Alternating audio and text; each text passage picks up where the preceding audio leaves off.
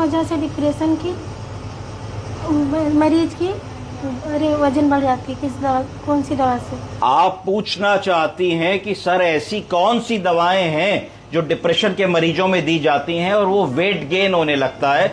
बड़ा अच्छा सवाल है कि ऐसा प्रायः देखा गया है कि जिन मरीजों को लॉन्ग टर्म मानसिक रोग की बीमारियों की दवाएं चलती हैं वो वजन बढ़ा लेते हैं। तो उनका वजन कैसे बढ़ता है, क्या ऐसा किया जाए कि वजन ना बढ़े, और कौन सी ऐसी दवाएं हैं, आइए अब भी आ जाए, ऐसी कौन सी दवाएं हैं जो वजन बढ़ाने में सहयोगी होती हैं। तो इसके लिए हमको समझना पड़ेगा कि 3 ग्रुप की दवाएं होती हैं जो ऐसे मरीजों में दी जाती हैं जिनको मेंटल इश्यूज होते हैं, डिप्रेशन इश्यूज होते हैं, एंजाइटी इश्यूज होते हैं, नींद न आने वाले इश्यूज होते हैं, घबराहट के इश्यूज होते हैं, चिड़चिड़ाहट के इश्यूज होते हैं, जरा सी बात पे गुस्सा आ जाने के इश्यूज होते हैं। तो पहला जो ग्रुप होता है ऐसी ड्रग्स को एंटी साइकोटिक ड्रग्स कहा जाता है। क्या कहा जाता है? Anti psychotic. दूसरी ड्रग्स होती हैं एंटी डिप्रेसेंट्स। तो एंटी साइकोटिक मतलब साइकोसिस हो रही है, हमको एकदम से हम उलझ रहे हैं और चिड़चिड़ा रहे हैं और एकदम काबू में नहीं आ रहे हैं, साइकोसिस हो रही है। तो ऐसी कंडीशन में एंटी साइकोटिक ड्रग्स दी जाएंगी। कौन सी 2 एंटी साइकोटिक ड्रग्स बड़ी कॉमन है जिनसे वजन बढ़ता है? सबसे कॉमनेस्ट ड्रग है ओलिएंजीपिन, बोलिए ओलिएंजीपिन, और दूसरी क्लोजापिन। तो क्लोजापिन और ओलिएंजीपिन अगर किसी को चल रही है और उसका वजन बढ़ रहा है तो उसको अपने डॉक्टर से मिलना चाहिए और बताना चाहिए डॉक्टर साहब ऐसा विकल्प दे दें जिससे हमारा वजन ना बढ़े और हमारी मेंटल प्रॉब्लम भी मैनेज्ड रहे। दूसरी समस्या एंटी डिप्रेसेंट्स। ऐसी कौन सी डिप्रेशन की दवाएं हैं जिनको खाने से वजन बढ़ता है, मैं इसके बारे में आपको बताऊंगा। तो डिप्रेशन की दवाएं 3-4 ग्रुप में आती हैं। तो पहली जो कॉमनेस्ट ग्रुप हम यूज करते हैं वो है एटिपिकल एंटी डिप्रेसेंट्स। तो इसमें एक ड्रग आती है मिट्राजीपिन, मिटास के नाम से हम लोग खाते हैं। उसको खाने से वेट गेन होता है। अगर वो दवा खा रहे हैं तो उसको हम लोगों को अपने डॉक्टर से बात करनी चाहिए। दूसरा ग्रुप आया ट्राइसाइक्लिक एंटी डिप्रेसेंट्स। तो जो ट्राइसाइक्लिक एंटी डिप्रेसेंट्स पे हैं कौन कौन से होते हैं? एमिट्रिप्टिलिन और नॉरट्रिप्टिलिन जैसी दवाएं, उनको खाने से भी हमारा वजन बढ़ता है। तीसरे ग्रुप का anti depressant SSRI, selective serotonin reuptake inhibitor नामक जो दवाएं होती हैं। इसमें कौन सी दवाएं कॉमन है जो वजन बढ़ाती हैं?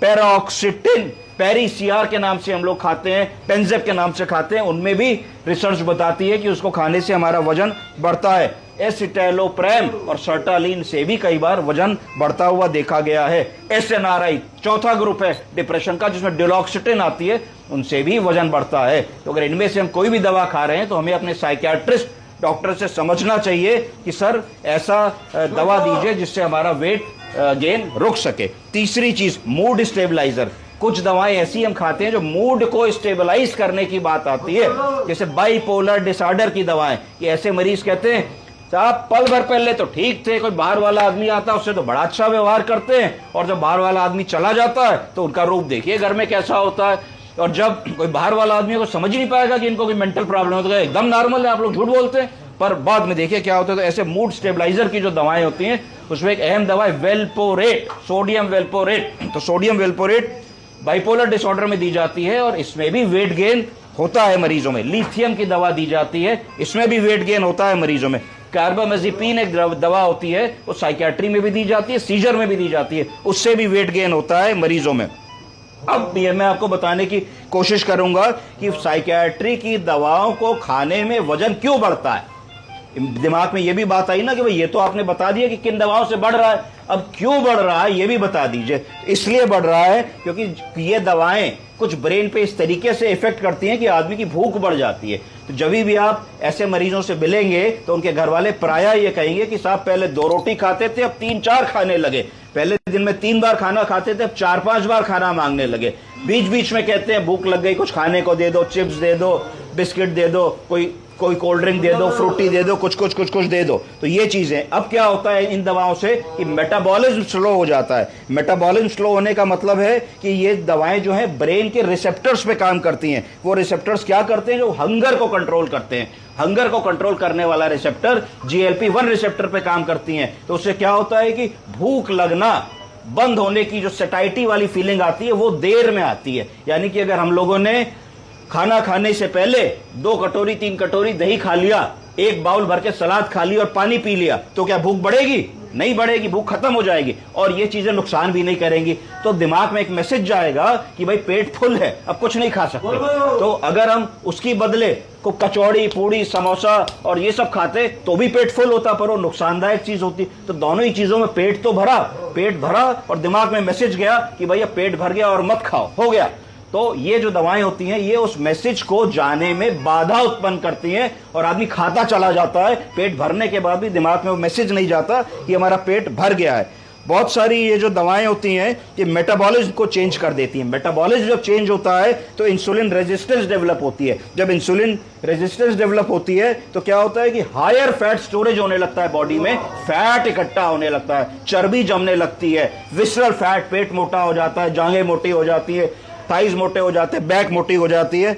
फिर क्या होता है, एक और समस्या कि जब भी ये दवाएं खाते हो तो सिडेशन देती है। सिडेशन का मतलब है कि मरीज लंबे समय तक सोता रहता है, देर से उठता है, रात में जल्दी सो जाता है। तो सिडेशन की वजह से सारा दिन फटीक रहती है, आदमी कहता है शरीर में जान ही नहीं है, एनर्जी ही नहीं है और ड्राउजीनेस रहती है, सारा दिन मरीज सुस्त रहता है। उससे क्या होता है कि फिजिकल एक्टिविटी बहुत कम हो जाती है, घूमना फिरना, समाज में इधर उधर जाना, पार्क में जाना, घर का काम करना, ये सब नहीं कर पाता है। इससे भी क्या होता है कि ग्रेजुअल वेट गेन मरीज को होने लगता है। अब प्रश्न आता है कि इस वेट गेन को, बढ़े हुए वजन को कैसे ओवरकम करें, क्या ऐसा किया जाए। हमने समझा कि किन दवाओं से होता है, हमने समझा कि दवाओं को खाने से क्या साइड इफेक्ट होता है जिसकी वजह से होता है। अब ये समझना चाहते हैं कि क्या ऐसा करे कि ये वेट गेन से बच सकें और हम दवा भी खा लें, हमारा मानसिक लेवल भी ठीक रहे बीमारी का और हमारा वेट गेन भी ना हो। तो उसके लिए सबसे जरूरी है कि अपनी दवा की डोज को एडजस्ट करें, अपने चिकित्सक से मिले और उनसे कहें कि साहब दवा की डोज को टाइट्रेट करके उस मिनिमम लेवल पे दे दीजिए जिससे हमारा दिमाग का लक्षण भी कंट्रोल रहे और साइड इफेक्ट में वेट भी ना बढ़े।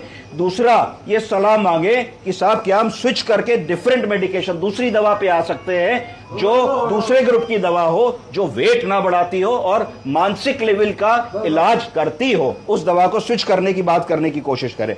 अपने मरीज को डाइट और एक्सरसाइज प्लान बताने की कोशिश करें, क्या खाना है, कितना खाना है, कैसे खाना है, कितना घर से बाहर निकलना है, कितने स्टेप्स लेने, कितनी एक्सरसाइज करनी है, क्या करने से आपको संतुलित 1500-1600 कैलोरीज खानी चाहिए, उससे ज्यादा आपको नहीं खाना है, इसके बारे में बताने की कोशिश करें।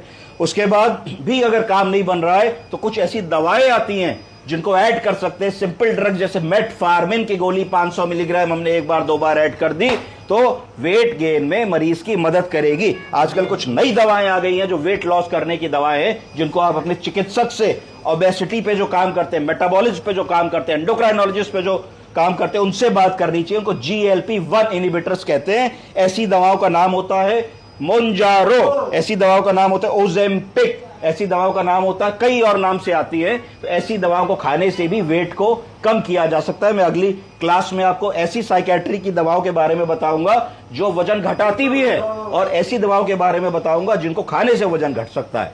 समझ गए आप लोग? आपके प्रश्न का उत्तर हो गया? Very good.